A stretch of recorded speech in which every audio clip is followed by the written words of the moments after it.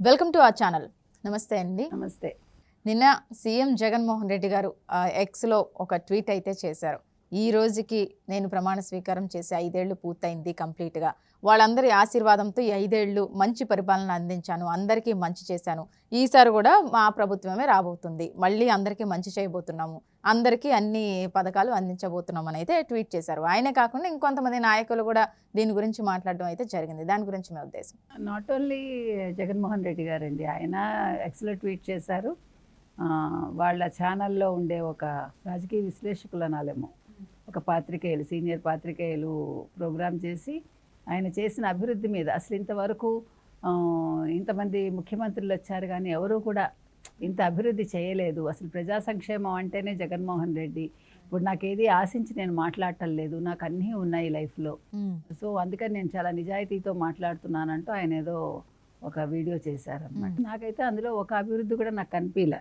ఎంతసేపు వైజాగ్ ఇన్ఫోసిస్ ఒక ఆఫీస్ పెట్టింది, ఇంకేదో పెడుతుందిట, ఇంకేదో ఎక్కడో ఏవో నడుస్తున్నాయని చెప్తాడు. రామాయం పోర్ట్ అంటాడు ఆయన. మరి రామాయం పోర్ట్ పూర్తయిపోయిందా నాకు తెలియదు, రామాయం పోర్ట్లో ఉద్యోగాలు వచ్చాయో నాకు తెలియదు.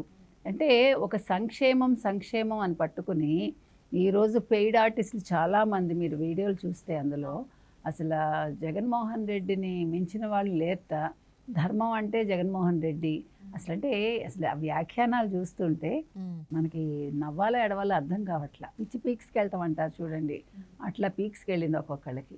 బికాజ్ నువ్వు పొగడచ్చు, ఒక ముఖ్యమంత్రిగా ఆయన ఏం చేశాడో చెప్పు, తప్పు లేదు, కానీ ఆయన దేవుడు కాదు, అంతకంటే ఆయన సొంత డబ్బులు ఇవ్వట్లా, ఆయన సంక్షేమాలకి తాకట్లు పెట్టిస్తున్నాడు. అది చెప్పండి మీరు, మీకు దమ్ముంటే ఆయన ఎక్కడెక్కడ అప్పులు తెచ్చాడు, ఏవేవి అప్పులకి తాకట్టు పెట్టాడు, ఒక పోర్టు పెట్టాడు, ఇవన్నీ చెప్పండి. మీరందరూ ఒక వీడియో చేసేటప్పుడు ప్రజలకు అవగాహన కల్పించండి. మీరు చేయాల్సింది, ఇప్పుడు మీరు వాళ్ళ పేపర్లో పనిచేసినా వాళ్ళ ఛానల్లో పనిచేసినా మీకు దమ్ముంటే అది ఇవ్వండి. అది ఇవ్వకుండా సంక్షేమాలు చేసేసాడు, ఇన్ని కోట్లు ఇచ్చాడు, అన్ని కోట్లు ఇచ్చాడంటే ఆ కోట్లన్నీ ఎక్కడి నుంచి తెచ్చాడు, ఎంత అప్పులు చేశాడు అది చెప్పండి. అభివృద్ధి చెప్తున్నారు, అప్పులు కూడా చెప్పండి. మనిషి రెండు ఈక్వల్గా చెప్పాలి కదా. ఒక జర్నలిస్ట్ అనేవాడు పని ఏంటి? మంచి చెప్పాలి, చెడు చెప్పాలి, ఏది ఎక్కువ ఉంది ఏది తక్కువ ఉంది, ఎందుకు అలా ఉంది, విశ్లేషణ ఉండాలి కదా. వివరణతో కూడిన విశ్లేషణ వాళ్ళు ఇవ్వాలి, అది ఎవడు ఇవ్వట్లా. నీకు జగన్మోహన్ రెడ్డి దేవుడు అయితే అవ్వచ్చు, he's after all a human being అంతే. ఒక ముఖ్యమంత్రి ఎందుకు అయ్యాడు? ప్రజలు ఎన్నుకున్న ఎమ్మెల్యే, మంత్రులు ఎన్నుకున్న ముఖ్యమంత్రి కాబట్టి ముఖ్యమంత్రి అయ్యాడు. అదర్వైజ్ రేపు పొద్దున్న పదవిలో లేకపోతే ఆయన ఏమవుతాడు? మామూలు మనిషే కదా. అందుకోసం మనకి ఇష్టం కదా అని ఎత్తిన పెట్టుకుని ఆయన సొంత డబ్బులు ఆయన జేబులోంచి ఇచ్చినట్టు మనం మాట్లాడేసి ఆయన దేవుడిగా చిత్రీకరించేసి ఈ పనికి మాలినవి చేయకండి. ఇంకో విషయం, ఆయన కూడా అన్నాడు కదా, దేవుడు ఆశీస్సులతో ప్రజా ఇదితో నేను ముఖ్యమంత్రిగా గెలిచి ఇవాళకి నాకు 5 ఏళ్ళు అయింది అని. బాగుంది, మంచిదే, నీకు దేవుడు ఆశీస్సులు ఉన్నాయి, ప్రజల ఆశీస్సులు ఉన్నాయి, నువ్వు అయ్యావు. 5 ఏళ్లలో నువ్వు చేసిన మంచి పనులు చెప్పు. నువ్వు ఇప్పుడు మళ్ళా మనం విజయం సాధిస్తాము, మనం మళ్ళా ప్రజాపాలన సాగిస్తాము, ఇంకా మంచి పనులు చేస్తాము అంటే ఇంకా అప్పులు తెస్తావా, ఇంకా రాష్ట్రాన్ని ముంచేస్తావా, ఇంకా కేసులు పెడతావా? ఇంకా తాకట్లు పెట్టడానికి కూడా లేదు మనుషుల. అందుకే కదా అదేంటది భూ యాజమాన్య హక్కు చట్టం తెచ్చాడు ఆయన, ల్యాండ్ టైటిలింగ్ యాక్ట్ ఊరికే రాలేదు. అన్నీ ముందుగా ఆలోచించుకుని ఇంకెక్కడెక్కడ ఏమేమి మిగిలిపోయాయి మొత్తం పెట్టేస్తే ఒకేసారి సంపాదించుకుని నెక్స్ట్ 5 ఏళ్ళకి లండన్ వెళ్ళిపోవచ్చు, చెప్పకుండా ఓ రోజు రాత్రి బిచానా ఎత్తేయచ్చు. కాబట్టి జగన్మోహన్ రెడ్డి సమాధానం ఇవ్వాలి, ప్రజలకు ఆన్సర్ ఇచ్చుకోవాలి. ఆయన ఏం చేశాడు? అభివృద్ధి గురించి ఎవడూ చెప్పట్లా. మీకు ఎన్ని ఛానల్స్ ఆయన అడిగాయి? ఆయనకి ఇష్టమైన ఛానలే అడిగింది. అభివృద్ధి ఏం చేశారు అంటే, చేపలు పట్టడాలు నేర్పించాను, లేకపోతే పానీపూరి పెట్టుకోవడం నేర్పించాను, లేకపోతే గుడ్లు ఎలా అమ్మాలి, ఇవే నువ్వు చెప్పేది. చేయూత ఏది అంటే చేతులు పట్టుకుని చేపలు పట్టడం నడిపించి, 4 ఏళ్ళు చేయి పట్టుకుని నడిపించి చేపలు పట్టడం నేర్పించాడు ఆయన. ఆయన చేసిన అభివృద్ధి అది. ఇప్పుడు ఒక చేపలు పట్టాలంటే మీరు నేను కూడా పడతాం. ఒక వల వేసి కూర్చున్నామంటే ఒక దానికి ఏంటి ఒక ఎర వేసి ఆ గేలానికి ఒక ఎర కట్టామంటే చేపలు వస్తాయి. అది చదువుకొని ఒక చిన్న పిల్లాడు కూడా చెప్తాడు, మూలన ముసలమ్మ కూడా చెప్తుంది. అది దానికి నువ్వు అది నేర్పించావా? అదే నైపుణ్యాలు, వృత్తి నైపుణ్యాలు ఇవన్నీ, చేతి వృత్తులు పెంపొందించడం ఇవన్నీ. సో మరి ఈయన కూడా చేపలు పట్టుకుంటే పోతుందిగా ముఖ్యమంత్రి పదవి వదిలేసి. ఇప్పుడు నువ్వు కూడా ఆ పని చేయి, బెస్ట్ అది.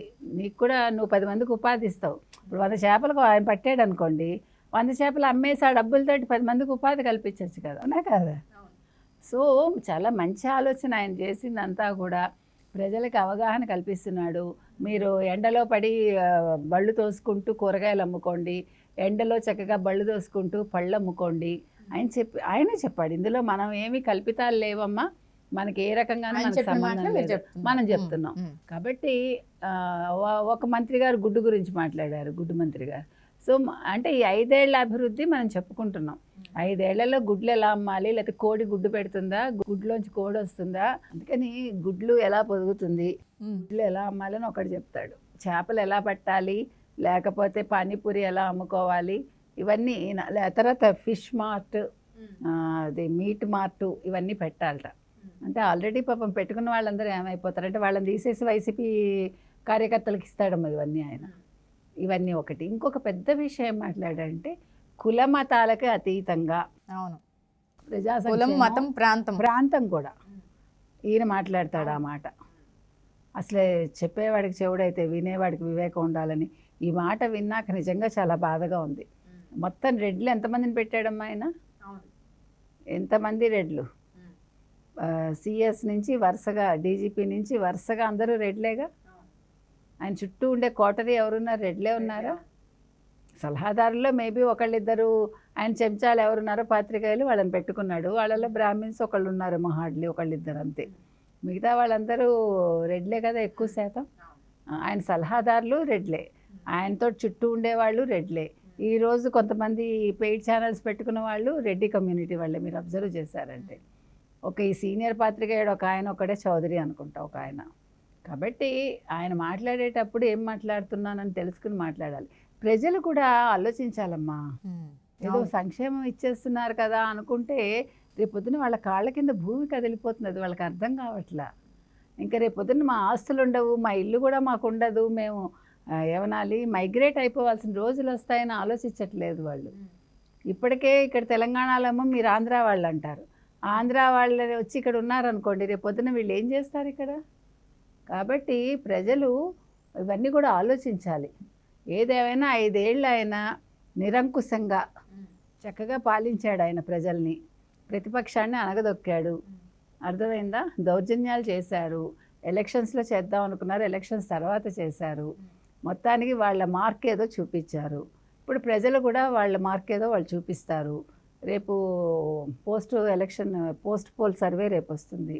4వ తారీఖు వాళ్ళు ఏమి ఇచ్చారు, వాళ్ళ తీర్పు ఏంటి, జగన్మోహన్ రెడ్డిని ఎక్కడికి పంపించాలి అనేది వాళ్ళు నిర్ణయించారు. అదేంటండి అలా అంటారు? ఇప్పుడు 5 ఏళ్ళు ఎంత అభివృద్ధి చేసిన వాళ్ళు నెక్స్ట్ 5 ఏళ్ళు ఇంకా అభివృద్ధి చేస్తారు కదా. అవును, అదే మొత్తం. ఇప్పుడు మీ పట్టాదారు పాస్ పుస్తకాల మీద ఆయన ఫోటో వేసుకున్నారు.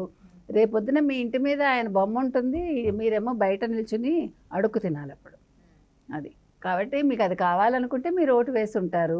కాదు మేము మా ఆస్తులు మేము కాపాడుకుంటాం, మేము తలెత్తుకుని జీవిస్తాం, మాకు అభివృద్ధి కావాలి అనుకుంటే ప్రతిపక్షానికి వేసి ఉంటారు.